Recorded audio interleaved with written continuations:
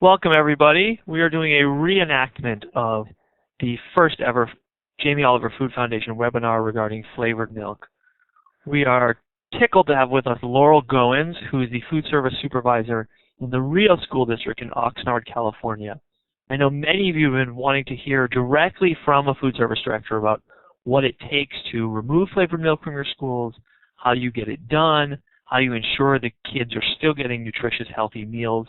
And Laurel is here to answer those questions. So she will take us through a few slides describing her experience in Rio, offer some tips, and then we will ask Laurel some questions at the end. Laurel, take it away. Thank you very much, Seth.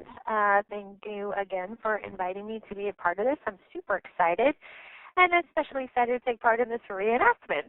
So let's get started. I have a few slides here that we're going to run through, and I'm happy to answer questions at the end. I love technology. There we go. Here in Rio School District, we involve all of our students in getting on the bandwagon for healthier school meals. This is the front of our lunch calendar that we publish every year. It's a full color service calendar. And the artwork that you see in front of you there is done by our students in our after-school program that's run by the Boys and Girls Club.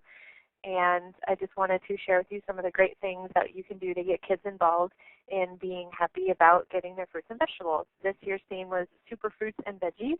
My personal favorite is Carrot Man right there in the center on the right-hand side. And he's actually the one that I have in the calendar in my office right now, Carrot Man. Next slide. All right, I just wanted to go over some of our federal requirements that we have for milk. The National School Lunch Program, or NSLP, is what we operate under. All meals are fully reimbursable only when we offer a choice of milk. So milk must be offered with every meal, breakfast, lunch, and snack. And if your school is serving supper, it must be offered then as well. Here in Rio, we offer a program that is called Offer versus Serve. And we're going to discuss that more in some later slides, but it is required that we offer milk to students every meal. The new Healthy, Hunger-Free Kids Act of 2010 says that you must offer two of the following. In years past, you only have to offer one type of milk as far as fat content goes, but now with the new act in 2010, you must offer two, and that right there is a list of the type of milk that must be offered. However, if your school district is going to serve flavored milk, only fat-free flavored milk is allowed. The 2010 dietary guidelines recommend low-fat or fat-free dairy products for children over 2 years of age. That has to do with that they've stopped putting on a lot of extra pounds as they grow from infants to toddlers, and then we need to start feeding them lean fats and lean proteins. Okay.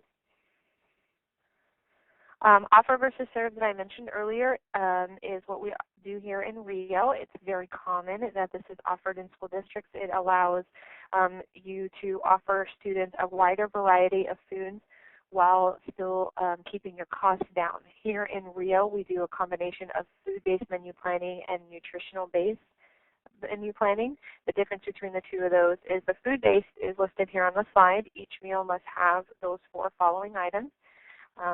Meat alternative includes things such as cheese, yogurt, dairies that contain protein.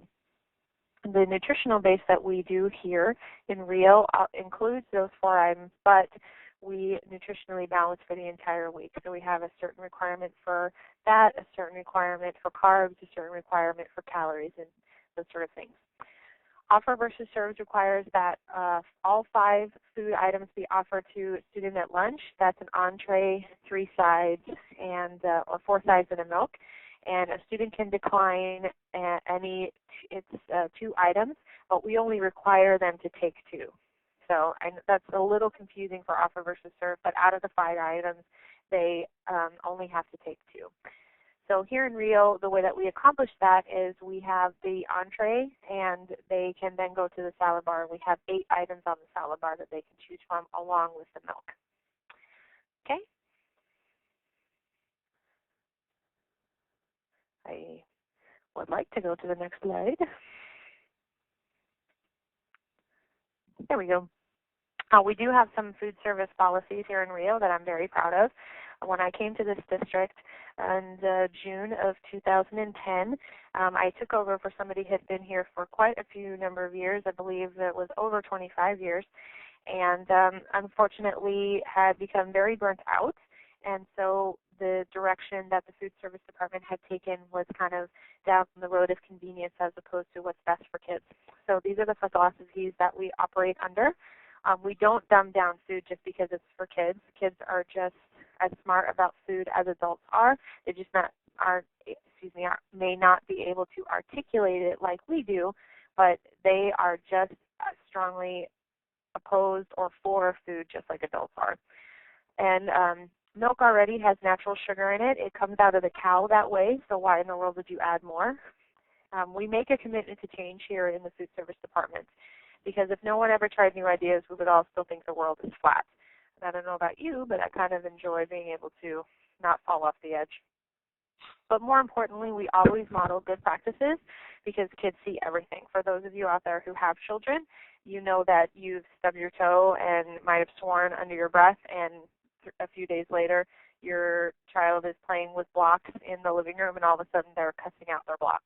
So kids see and hear everything. So that's why we think it's really important to always model the best practices here in Rio.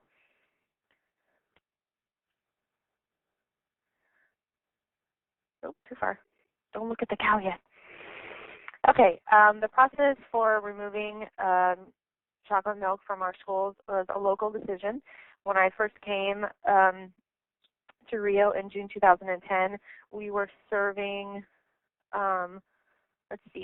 417,680 cartons of chocolate milk and only 101,637 cartons of white milk. We are a school district that has an average attendance of 4,500 students a day with 8 locations, and I was really surprised about how much extra sugar and calories we were giving our students. So I came at the end of the 9-10 school year. That was the last year that we served elementary students chocolate milk. We did not serve it all of last year, and I was really surprised that we did not have any sort of pushback from any of the parents. Wow. We did do a little bit of a marketing campaign. We printed flyers in English and in Spanish, and when kids started back in September, I had those posted in all of the cafeterias, so parents could see how many calories and how many pounds of sugar we had served their students the year before just by serving them chocolate milk at 3 meals a day.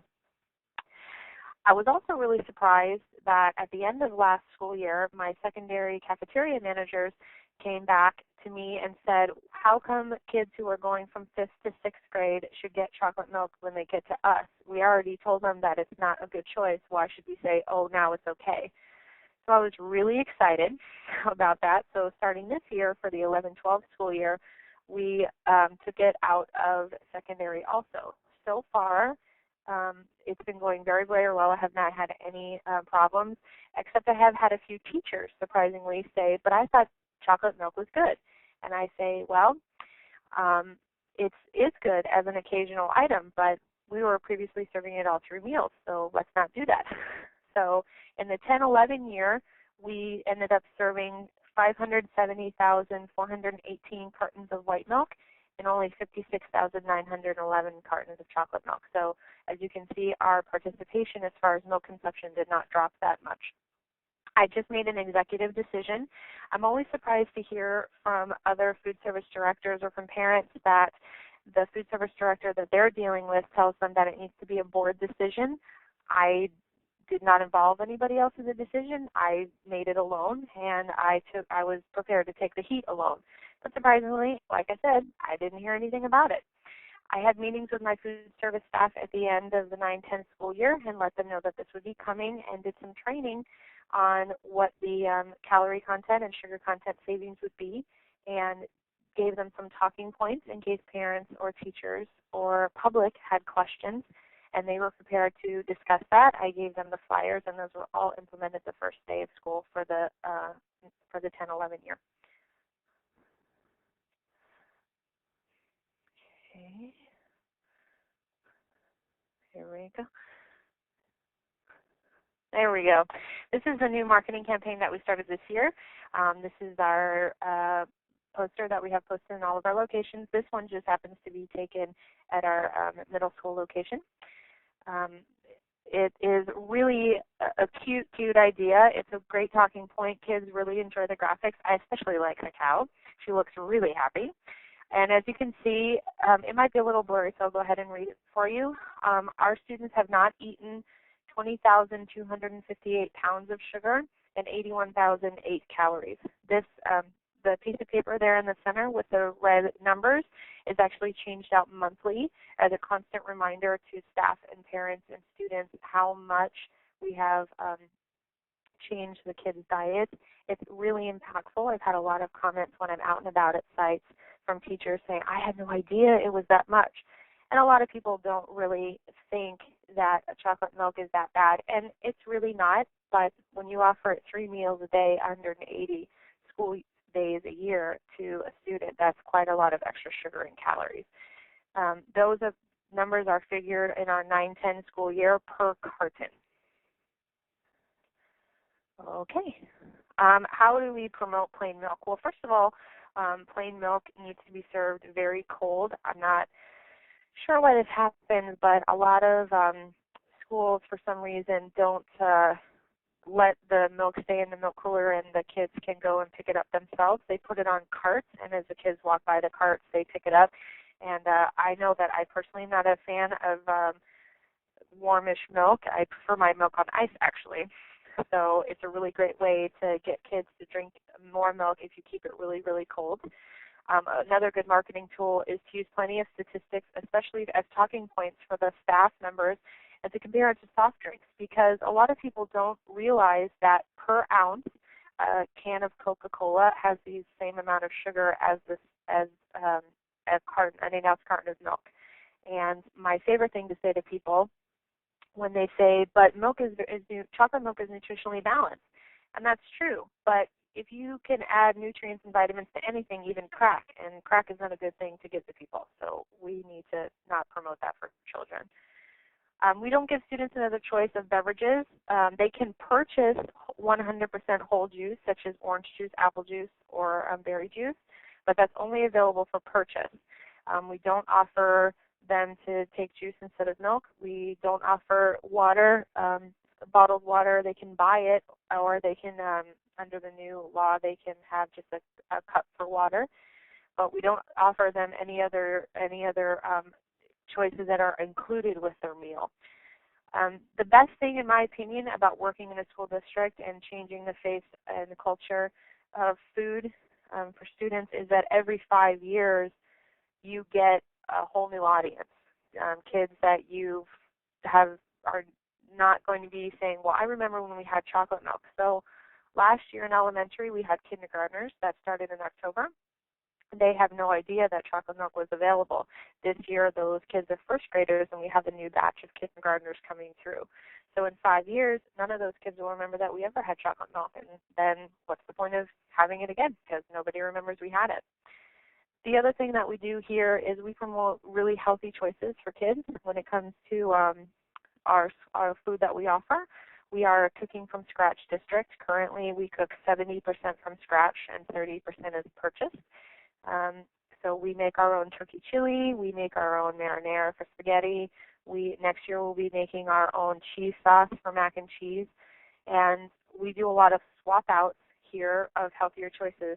For instance, we swap out whole grain pasta. We only serve 100% whole grain bread. We really promote our salad bars. We have a Salad Bar Superstars program. For every child that tries something new on the salad bar, they get a sticker and their name is put into a drawing, and once a month they can either pick pizza with the principal or have a free 5 pounds of whatever the Harvest of the Month item is. And then at the end of the year, all the kids who were picked for Salad Bar Superstars will get a free $20 gift certificate to our local grocery store here, and they will get a fruit and veggie basket from our local produce provider. So that's a really great way, and getting your produce provider involved is good for you and good for them because it helps bring them more business and it helps you feed better items to kids.